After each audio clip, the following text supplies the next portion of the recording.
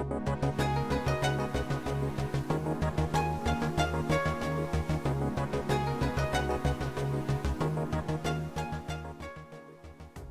fifth APT workshop on disaster management and communication is now being held in Tokyo, Japan. Following is our visual report of the workshop. Atsuko ITAJ from Tokyo. It is my privilege to welcome all of you to the fifth APT workshop on disaster management communications that is being held in the beautiful city of Tokyo, Japan. I'm pleased to note that we have over 100 registered delegates from 25 countries attending the workshop. The Asia-Pacific region is very prone to national hazards such as typhoons, hurricanes, earthquakes, and floods. It is clear that before, during, and after the natural disaster or emergency, swift and reliable communication are essential. Our task at this workshop is to look at how we can best achieve this. As I mentioned, we will have a number of presentations from Japan, but we also have many other expert presenters from Australia, China, Cook Islands, Malaysia, Philippines, Solomon Islands, Thailand, and Tonga, all sharing knowledge and experiences with you. We would like to share the lessons we learned with our APT friends. This devastating earthquake gave us a wake-up call, and later the importance of disaster management. The earthquake resulted in blackout and destruction of social infrastructures, as well as the congestion of disruption of the communication system, reminding us once again about issues we would face when natural disaster strikes.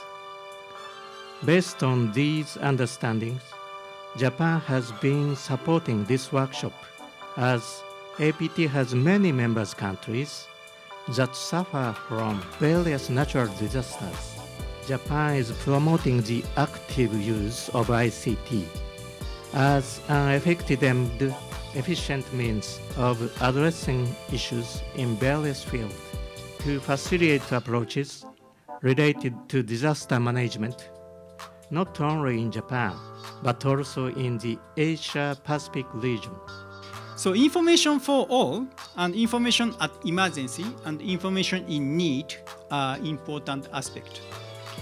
I think you listened this morning presentation that our colleague mentioned this aspect. Then we have to, what we can do and what we should do is how we can disseminate information.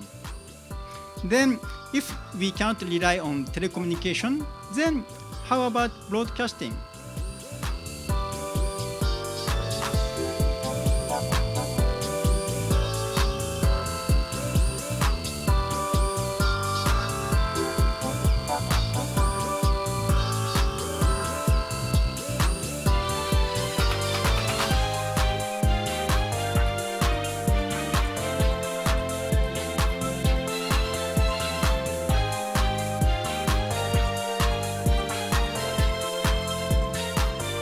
My name is Gavalaka. I'm from Papua New Guinea.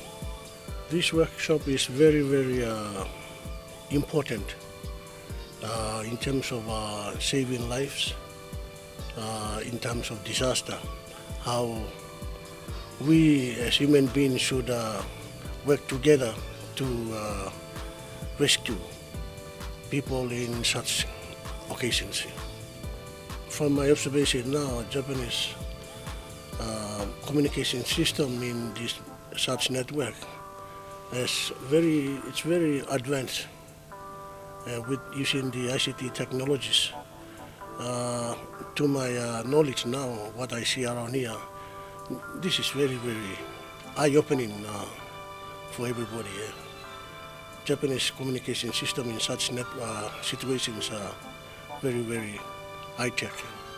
If APT can provide some kind of assistance to other developing countries to develop such networks, communication networks, just like in Japan, so that any users can benefit and everybody can be aware of what's happening or what's going to happen. And I hope that APT can try more better, maybe provide some kind of financial assistance or create projects in developing countries where this kind of networks, communication network that Japan has, can be realized and utilized in other developing nations, like in the Pacific. I'm Mr. Ali Filetti Tuhalamaka from the island kingdom of Tonga, the South Pacific. Have you ever visited Japan? Yes, this is my second time here in Japan. Yeah, it's quite different from the other places that I've visited too. It's unique with its own different ways of development, as well as the culture of the people of Japan. Yeah, it's something that I experienced differently from some of the countries that I visited before. Yeah. Actually, the ICT in Tonga, it's not well developed as the well-developed countries, but yes, as you may be aware, that Tonga was struck by one of the most strongest cyclone in early this year. It was Category 5, and our experience with ICT is that during the cyclone, actually the communication was shut down and cut down until the next 48 hours before it bring it back up to connection. Yeah, getting them involved in whatever way is possible with all the projects in the Pacific.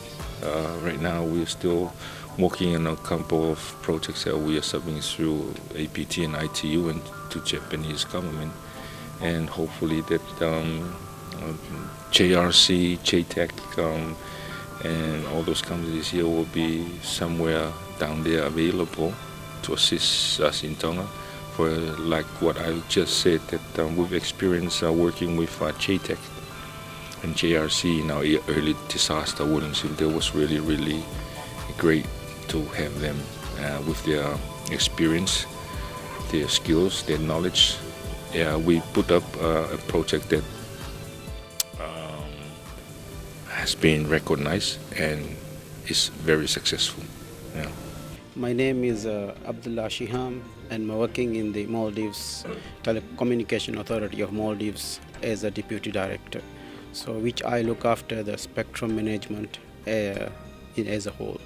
Present, we have a very basic very basic infrastructure at present, but we use at present TV, radio, and we are planning to have some more resilience in network, because the existing Tetra network, which can be incorporated early warning system over that, so that will help a lot in the disasters. And even now we are building a VHF marine radio system which could be used in the disasters. Hopefully in few years time we will be much resilient in disaster recovery and mitigation phases.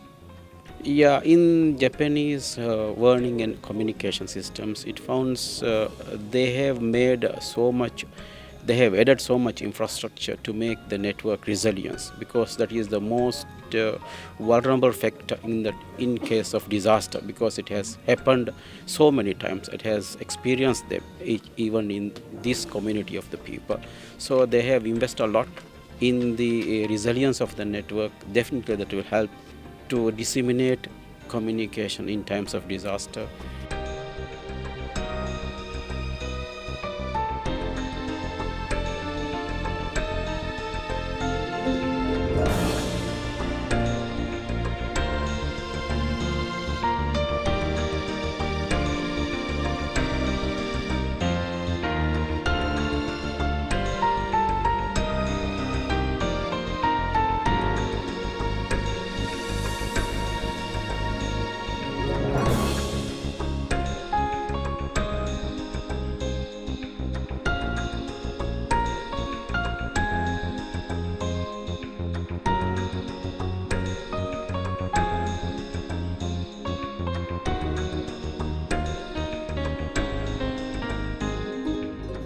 enjoy our visual report. See you next time. Bye.